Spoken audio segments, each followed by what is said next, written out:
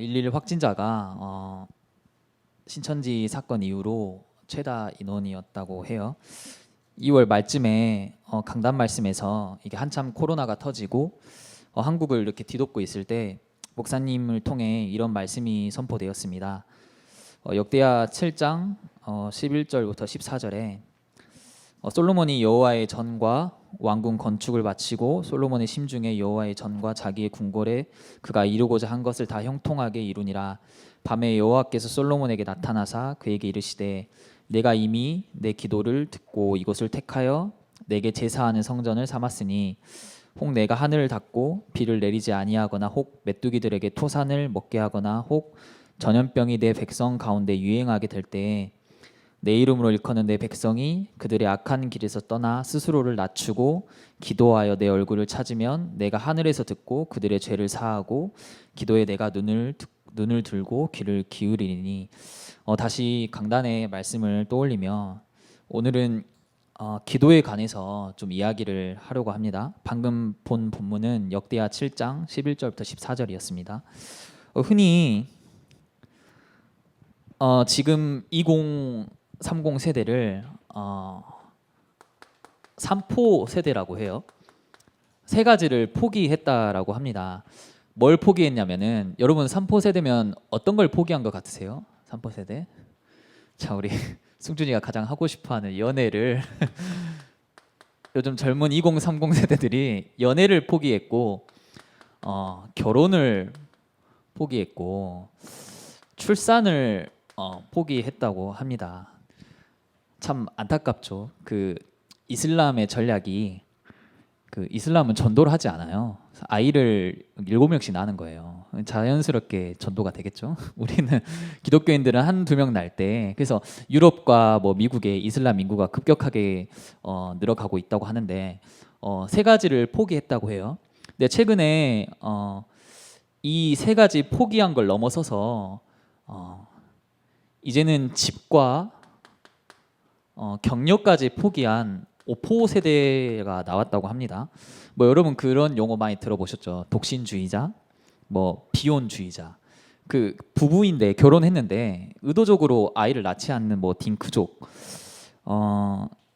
최근에 뭐 많은 취업난도 있고 불안정한 일자리, 또 뭐 차오르는 집값도 차오르는데 물가 상승도 어마어마하게 하고 있고, 그래서 이제는 희망도 포기하고 인간관계까지 포기하는 7포 세대라고 합니다. 여러분을 진짜 여러분 이렇게 포기하나요? 여러분을 두고 7포 세대래요. 저는 잘 모르겠지만 그 대학부 여러분 그 교회 안에서 서로 이렇게 연애도 하시고 좀 밖에서 만나지 마시고 서로 눈길 좀 한번 둘러보시고 우리 양옆에 찾으시면 좋을 것 같은데 이젠 7포 세대를 넘어서서 가상의 n이라는 숫자를 정해서서 셀 수 없이 많은 걸 포기해야 한다. 우리는 더 이상 살 수 없어 하면서 여러분을 M4 세대라고 부른다고 합니다.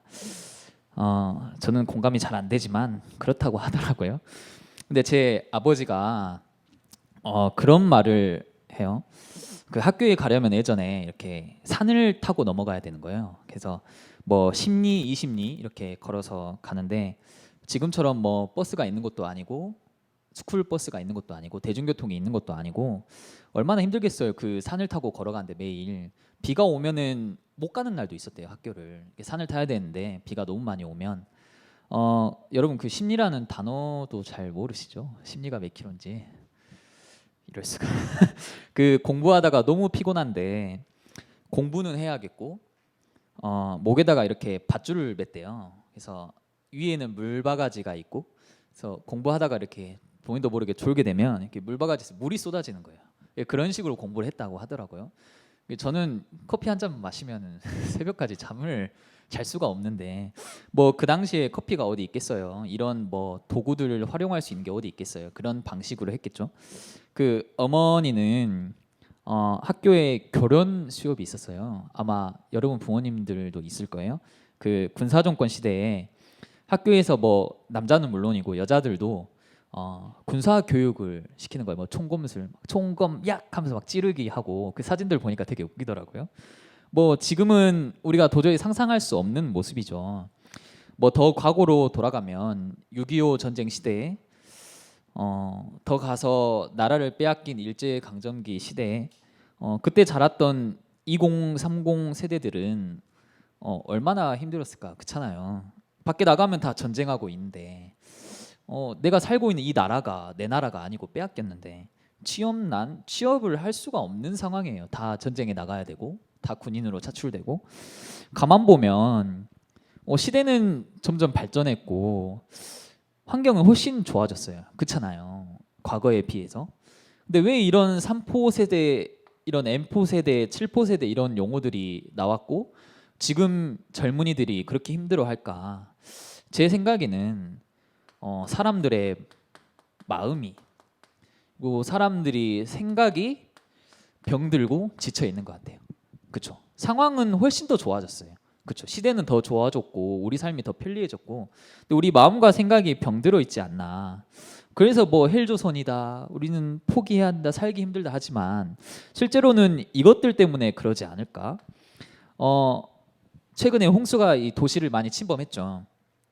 그 곳곳에 침수가 일어났어요. 광주에서도 물론 전국에. 원래는 그 땅이 물을 잘 흡수해야 된대요. 그렇죠? 그리고 숨을 잘 쉬어야 된대요. 원래는 우리 땅이 그랬대요. 대한민국 땅이 물을 잘 흡수하고 숨을 잘 쉬는 땅이었는데 이게 진짜 좋은 땅이라고 해요. 지리학자들 말로는. 근데 그렇지 못하면 어떻게 되냐면 땅에 물이 흡수를 하지 못하니까 물이 쌓여서 침수가 되고, 땅을 계속 관리를 해줘야 돼요. 농사 지을 때도 밭을 이렇게 뭐라 해야 되죠? 주기적으로 밭을 갈아 엎어줘야 돼요. 땅이 숨을 쉬도록. 이걸 못하니까 집안이 뭐 기울기도 하고 울퉁불퉁해지고 싱크홀도 생기고 그런 현상이 발생하는 거죠. 도시화가 진행됨에 따라서 흡수하지 못하는 땅이 우리나라에 진짜 많아졌어요. 이 땅을 보고 불투수 면적이라 합니다. 우리 마음에 하나님 말씀이 스며들어야 하는데, 예배 와서 생명의 말씀, 구원의 말씀이 여러분 마음을 쳐야 되거든요. 그게 맞잖아요. 근데 계속 이 마음밭을 관리하고 다듬어서 그래야 싱크홀도 안 생기고 침수도 안 될 텐데, 근데 그냥 마음을 우리가 그냥 아스팔트로 싹 깔아놓고 전혀 관리도 안 하고 방치하고 마음은 쿵 닫아놓고 전혀 스며들지 못하고 있는 불투수 면적이 우리 마음이지 않을까? 여러분 한번 점검해 보시면 좋겠습니다. 왜 마음 문이 닫혀 있고 왜 우리 마음 문이 그리 열리지 않을까? 이것은 우리가 누구를 주인으로 삼고 있느냐, 이 문제인 것 같아요. 우리 마음속에 누구를 주인으로 바라보고 있느냐. 오늘 목사님 통해 말씀해 주셨죠. 우리의 목자가 누구냐.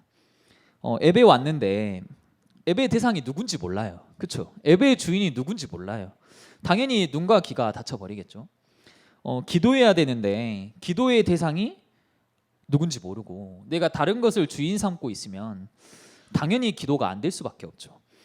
한 랩런트를 이렇게 보는데 제가 한 4시간을 무려 지켜봤는데 그 교회에 나와서 계속해서 쉼없이 게임만 하는 거예요.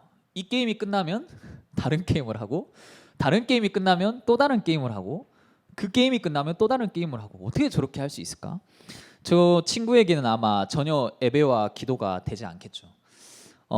오늘 본문 사무엘상 7절에 보니까 그 블레셋이라는 강대국이 이스라엘을 계속 괴롭히고 있는, 위협하고 있는 상황이에요. 사무엘이 나타나기 전에 사사시대라고 약 400년간 이스라엘에 암흑기가 찾아왔고, 그때 말씀이 희귀하고 제사장들이 타락하고 제사장들이 제사 지낼 그 제물들을 자기들이 먹어버리고 삼켜버리고 우상 숭배, 하나님이 아닌 다른 신을 숭배하는 그게 만연하던 시절에 하나님이 블레셋을 이용하셔서 이스라엘을 계속 공격합니다. 언약궤도 뺏기게 하고 계속 침투하게 하고, 그때 오늘 본문에 나와 있어요. 이스라엘 민족이 우상, 이방신들, 아스다롯과 바알 같은 신을 섬기고 있는 그런 상황이에요. 그래서 사무엘이 가장 먼저 너희가 믿는 모든 우상과 이방신을 제거해라. 그리고 오직 여호와만 바라라. 여호와만 섬기라. 이렇게 말하고 있습니다. 그러면 우리가 어떤 우상을 다 때려 부셔야 됩니까? 어떤 형상 신전들을 다 제거하고 부셔야 합니까? 그런 질문이 아니라 우리 마음속에 주인 삼은 것, 우리 마음속에 내가 주인을 누구로 삼고 있느냐, 하나님 아닌 다른 것으로 주인 삼고 있다면 창세기 3장에서 비롯된 나를 주인 삼은 것부터 시작해서 거기서 퍼져나오는 셀 수 없이 주인 삼은 것들, 세상을 살아가며 사람들이 얼마나 세상을 주인 삼고 많은 것들을 주인 삼고 살아가는지 아십니까?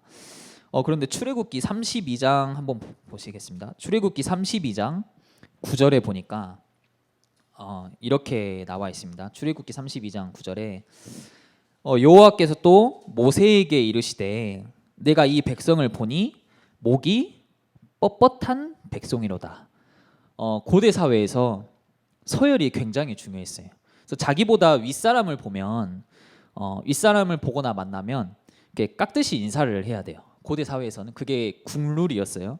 근데 이스라엘 백성이 하나님을 향해 목이 뻣뻣해 버린 거예요. 목을 뻣뻣이 하고 서 있는 거죠. 여호와 하나님이 직접 말씀하신 거예요. 목이 뻣뻣하구나. 누가 이렇게 목이 뻣뻣하구나 외친 게 아니라 하나님이 직접 말씀하셨습니다. 그 모습에 여호와께서 진노를 내리고 내가 완전히 멸하겠다 하시죠. 이 사건의 배경이 어떠냐면 모세가 산에 올라가거든요. 시내산에 가서 이제 십계명 돌판 아시죠? 그 언약궤에 담겨 있는 십계명 두 돌판을 받아오는데 모세가 그 산에 올라간 그 시간에 9절 앞에 8절에 보니까 이스라엘 백성이 금송아지 신상을 만들어 놓고 거기서 예배하고 절하고 있는 상황이에요. 이스라엘 백성은 그 참 웃긴 민족인 것 같은데 10가지 기적도 봤고 홍해가 갈라지는 것도 봤고 출애굽하는 것도 직접 눈으로 봤던 민족인데 이 사람들이 착각한 거죠. 왜냐하면은 애굽에서는 그 당시 이집트는 이 번식력이 강한 황소가 번식력이 강하대요. 그래서 황소를 다산과 풍요의 신으로 이렇게 형상으로 섬기고 있던 거예요. 그래서 애굽에서 금송아지를 만들고 신으로 숭배하고 있으니까 당연히 이스라엘 민족이 그 애굽 노예일 때 그거를 계속 보고 자랐을 거 아니에요. 그래서 당연히 모세가 올라간 틈에 그걸 보고 살아왔던 이스라엘 민족이 이게 금송아지를 똑같이 따라하고 만들고 있는 거죠. 십계명의 제일 첫 번째 분명히 나 외에 다른 신을 두지 말라. 나 외에 다른 형상을 만들지 말라. 분명히 말했는데 이게 뭐냐면 이스라엘 민족이 진짜 하나님을 인정하지 않고 하나님을 찬 주인으로 바라보지 않고 당연히 하나님께 기도하지 않았겠죠. 뭐냐면 그러면 우리가 여호와를 향해 이렇게 목을 계속 숙이라는 겁니까? 기도할 때 무조건 목을 막 숙이고 이렇게 해야 됩니까? 목을 뻣뻣이 들면 안 되는 겁니까? 그 말이 아니라 아까 처음 읽었던 역대하 7장